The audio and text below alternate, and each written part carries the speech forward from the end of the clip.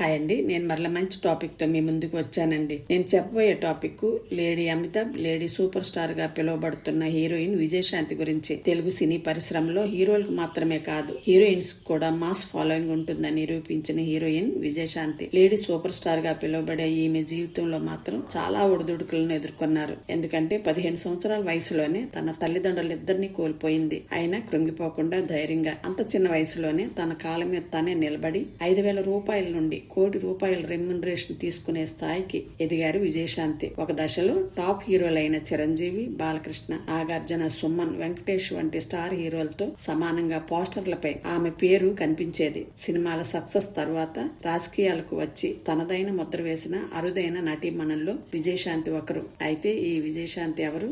ఆమె బాల్యం ఎలా గడిచింది? సినిమాల్లోకి ఎలా వచ్చారు? లేడీ సూపర్ స్టార్ గా ఎలా ఎదిగారు? ఆమె వ్యక్తిగత జీవితం, రాజకీయ ప్రయాణం వెనుకున్న అసలైన నిజాలు ఈ వీడియోలో తెలుసుకుందామండి. దయచేసి వీడియోని పూర్తిగా చూడండి. అంతకంటే ముందు నాదో చిన్న రిక్వెస్ట్ అండి. ప్లీజ్ నా ఛానల్ ని సబ్స్క్రైబ్ చేసుకుని లైక్ చేసి నా ఛానల్ ని సపోర్ట్ చేయమని కోరుతున్నానండి. ఇక టాపిక్ లోనికి వెళ్తే, విజయశాంతి అసలు పేరు శాంతి. ఈమె 1966 జూన్ 24న తమిళనాడులోని చెన్నైలో జన్మించారు. తండ్రి పేరు శ్రీనివాస్ ప్రసాద్, తల్లి వరలక్ష్మి. విజయశాంతి పూర్వీకులు అంటే తాత ముత్తాతలు తెలంగాణలోని రామన్నగూడెంకు చెందిన వారిగా చెప్తూ ఉంటారు. ఆ ఊర్లో కరువు వచ్చి ఆర్థిక ఇబ్బందుల వల్ల బ్రతుకు తెరువు నిమిత్తం విజయశాంతి కుటుంబీకులు మద్రాసుకు వలస వెళ్లి అక్కడే స్థిరపడిపోయారు. మద్రాసులోనే శ్రీనివాస్ ప్రసాద్ వరలక్ష్మి గారిని పెళ్లి చేసుకోగా వారికి పుట్టిన అమ్మాయే ఈ విజయశాంతి. విజయశాంతి పిన్ని విజయలలిత అప్పటికే డాన్సర్ గా సినీ ఫీల్డ్ లో ఉన్నారు. ఆమెను చూసిన విజయశాంతికి కూడా సినిమాలపై ఆసక్తి పెరిగింది. ఇది గమనించిన విజయశాంతి తండ్రి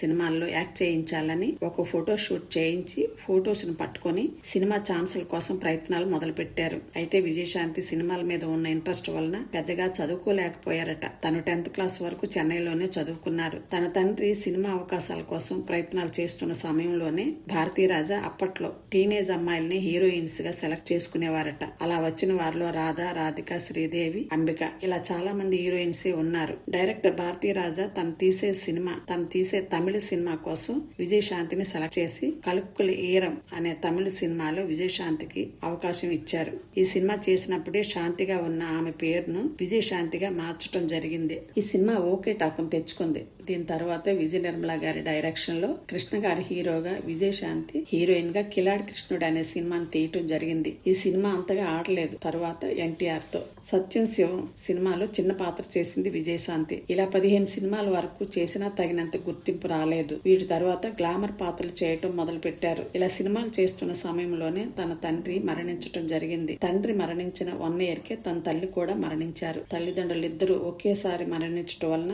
విజయశాంతి మానసికంగా చాలా కృంగిపోయారు. తన చిన్న వయసులోనే తల్లిదండ్రులిద్దరూ మరణించడం వలన ఆమె అప్పుడప్పుడు చెప్తూ ఉంటారు, చిన్నప్పటి నుంచి నేను చాలా కష్టాలు పడ్డాను. నాకు ఎవరూ లేరు. నాకు నేనే నా కాళ్ళ మీద నిలబడి కష్టపడి ఈ స్థాయికి వచ్చానని చెప్తూ ఉంటారు. తల్లిదండ్రులు మరణించిన తర్వాత సినిమా ఛాన్స్ లో పెద్దగా రాకపోవటం వలన తెలుగు సినిమా పరిశ్రమకు రావటం జరిగింది. బాపు గారి డైరెక్షన్ లో పెళ్లిడి పిల్లలు, కృష్ణావతారం సినిమాలు చేశారు. కానీ అవి అంతగా ఆడలేదు. అప్పట్లో సక్సెస్ఫుల్ హీరోగా పేరు తెచ్చుకున్న చంద్రమోహన్ పక్కన నటిస్తే ఏ హీరోయిన్ అయినా సక్సెస్ అవుతారని టాక్ ఉండేది. అలా భావించి చంద్రమోహన్ పక్కన హీరోయిన్ గా అమాయక చక్రవర్తి, పెళ్లి చూపులు, కొత్త పెళ్లి కూతురు, సంసారం, ఓ సంగీతం ఇలాంటి సినిమాలు 11 సినిమాలు చంద్రమోహన్ తో యాక్ట్ చేశారు. అవి కొంతవరకు ఓకే టాక్ ను తెచ్చుకున్నాయి. ఇదే టైంలో టి కృష్ణ గారు, గోపీచంద్ తండ్రి గారు 1983లో నేటి భారతం అనే సినిమాలో విజయశాంతిని పెట్టి సినిమాను తీశారు. ఈ సినిమాలో ఆమె నటన, డైలాగ్ డెలివరీ, ఎమోషనల్ సీన్స్ ప్రేక్షకులను బాగా ఆకట్టుకున్నాయి. ఈ సినిమా తరువాతే విజయశాంతికి కర్తవ్యం, ప్రతిఘటన, రేపటి పౌరులు, వందే మాతరం వంటి సినిమాలు వరుసగా వచ్చాయి. ఈ సినిమాల్లో ఆమె నటనకు మంచి పేరును తెచ్చిపెట్టాయి. విజయశాంతికి బాగా పేరు తెచ్చిన సినిమాలు చాలానే ఉన్నాయి. అందులో ఆమెకు లేడీ సూపర్ స్టార్ గా పాపులర్ అయిన సినిమాలు 1983లో వచ్చిన నేటి భారతం, 1985లో వచ్చిన ప్రతిఘటన, 1990లో మోహన్ గాంధీ డైరెక్షన్ లో వచ్చిన సినిమా కర్తవ్యం. ఈ సినిమా విజయశాంతికి లేడీ అమితాబ్ అనే పేరును తెచ్చిన సినిమా. ఈ సినిమాకి ఆమెకి జాతీయ ఉత్తమ నటి అవార్డు కూడా లభించింది. లేడీ పోలీస్ ఆఫీసర్ పాత్రలో విజయశాంతి తన నటన విశ్వరూపాన్ని చూపించిందనే చెప్పవచ్చును. అప్పట్లో ఈ సినిమా బ్లాక్ బస్టర్ హిట్ గా నిలిచింది. తమిళంలో వైజయంతి IPS పేరుతో డబ్ చేయబడింది కూడా. తర్వాత 1997లో దాసరి గారి డైరెక్షన్ లో వచ్చిన సినిమా ఒసే రాములమ్మ. ఈ సినిమాలో విజయశాంతి రాములమ్మ పాత్రలో చాలా బాగా నటించారు. ఈ సినిమా విజయశాంతి కెరీర్ లో టర్నింగ్ పాయింట్లలో ఒకటిగా నిలిచిందనే చెప్పవచ్చును. రాములమ్మ పాత్ర ధైర్యం, కోపం, ప్రతీకారం, నాయకత్వం నిండిన పాత్ర. లేడీ సూపర్ స్టార్ ఇమేజ్ ని తెచ్చిపెట్టిన ఐకానిక్ రోల్ ఇది. తర్వాత 1995లో వచ్చిన లేడీ బాస్ సినిమా. ఈ సినిమా కోడి రామకృష్ణ గారి డైరెక్షన్ లో వచ్చిన సినిమా. ఈ సినిమా కూడా విజయశాంతికి మంచి పేరును తెచ్చిపెట్టాయి. తర్వాత 1989లో వచ్చిన గ్యాంగ్ లీడర్, కొండవీటి దొంగ, 1988లో వచ్చిన ఎముడికి మొగుడు. ఈ సినిమాల ద్వారానే తెలుగు సినీ చరిత్ర అగ్ర హీరోల సినిమాలను అధిగమించి నెంబర్ 1 స్థానాన్ని దక్కించుకున్నారు విజయశాంతి. చిరంజీవి గారితో ఛాలెంజ్, గ్యాంగ్ లీడర్, స్వయం కృషి వంటి 19 సినిమాల్లోనూ, బాలకృష్ణతో కథానాయకుడు, పట్టాభిషేకం, ముద్దుల మామయ్య వంటి ఇంకా 17 సినిమాల్లోనూ యాక్ట్ చేసి యాక్షన్ క్వీన్ గా పేరు తెచ్చుకున్నారు. 1980 నుండి 1990 మధ్యలో ముఖ్యంగా లేడీ సూపర్ స్టార్ గా లేడీ అమితాబ్ గా ఎదగటానికి, ఆమె హీరోలకు సమానంగా ప్రేక్షకులను థియేటర్స్ కి రప్పించడానికి కారణం ఆమె స్టార్డమ్ మాత్రమే. లేడీ ఓరియంటెడ్ సినిమాలతో రిస్క్ తో కూడుకున్న ఫైట్లు, యాక్షన్, ఎమోషన్ అన్ని ఒకే స్థాయిలో చేసి చూపించి ఒక కొత్త బెంచ్ మార్క్ ను సెట్ చేశారు విజయశాంతి. మొత్తం ఆమె చేసిన సినిమాలు అన్ని భాషల్లో కలిపి 180. అయితే ఇంత lady super star lady Amitabh గా పేరు రావడానికి కారణం నాకు టి. కృష్ణ గారు, మోహన్ గాంధీ గారు, దాసరి నారాయణరావు గారు, కోడి రామకృష్ణ గారు వారి సినిమాల్లో నాకు ఇచ్చిన మంచి అవకాశం, రోల్స్ ని బట్టే నాకు ఇంత మంచి పేరు వచ్చిందని ఒక ఇంటర్వ్యూలో చెప్పడం జరిగింది. 13 సంవత్సరాల గ్యాప్ తర్వాత మహేష్ బాబు నటించిన సినిమా సరిలేరు నీకెవ్వరు 2020లో వచ్చింది. ఈ సినిమాలో విజయశాంతి మహేష్ బాబు తల్లి పాత్రలో చాలా బాగా నటించారు. విజయశాంతి కెరీర్ బాగా పీక్ లో ఉన్నప్పుడే 1988లో శ్రీనివాస్ ప్రసాద్ అనే రియల్ ఎస్టేట్ బిజినెస్ చేసే వ్యక్తిని రహస్యంగా వివాహం చేసుకున్నారు. ఈయన హైదరాబాద్, చెన్నైలో real estate business plus cinema producer కూడా. కానీ విజయశాంతికి పెళ్లి అయిన సంగతి చాలా మందికి తెలియదు.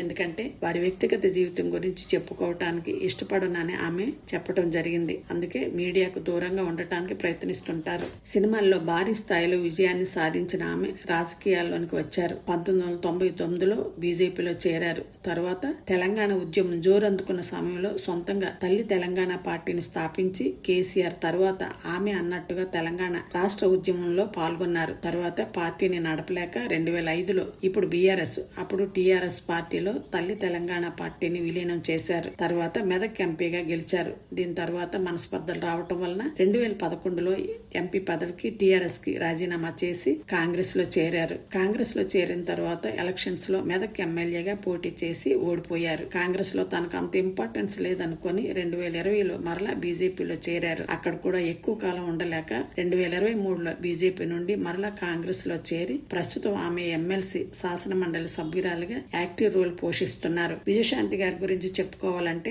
ఒక సామాన్యమైన అమ్మాయి. చిన్నప్పటి నుంచి ఎన్నో ఒడిదుడుకులు ఎదుర్కొని సినిమా పరంగా లేడీ సూపర్ స్టార్ గా, లేడీ అమితాబ్ గా తెలుగు సినిమా చరిత్రలో ఒక మైలురాయిగా నిలిచారు. హీరోలతో సమానంగా స్టంట్స్ చేసి ఎన్నో అవార్డులను, గౌరవాలను పొందారు. సినిమా పరంగా, రాజకీయ పరంగా ఆమె సాధించిన సక్సెస్ ఎవరికైనా ఆదర్శమనే చెప్పాలి. ఒక స్టార్ నుంచి ఒక బలమైన నాయకురాలుగా మారిన ఆమె ప్రయాణం అద్భుతమే. ఎందుకంటే ఆమెకున్న ఆత్మవిశ్వాసం, పట్టుదల, ధైర్యం ఉంటే ఏ రంగంలోనైనా రాణించవచ్చు అని ఆమె నిరూపించారు. ఆమెకు ముందు కూడా ప్రజల కోసం ఆమె గళం వినిపించాలని, ఆమె కోరుకున్న స్థాయికి ఆమె వెళ్లాలని మనందరం కోరుకుందామండి. మీకు ఈ వీడియో నచ్చినట్లయితే నా ఛానల్ ని సబ్స్క్రైబ్ చేసుకుని లైక్ చేసి మీ ఫ్యామిలీకి, ఫ్రెండ్స్ కి షేర్ చేయమని కోరుతున్నానండి. మరలా మంచి టాపిక్ తో మీ ముందుకు వస్తాను. అంతవరకు సెలవు.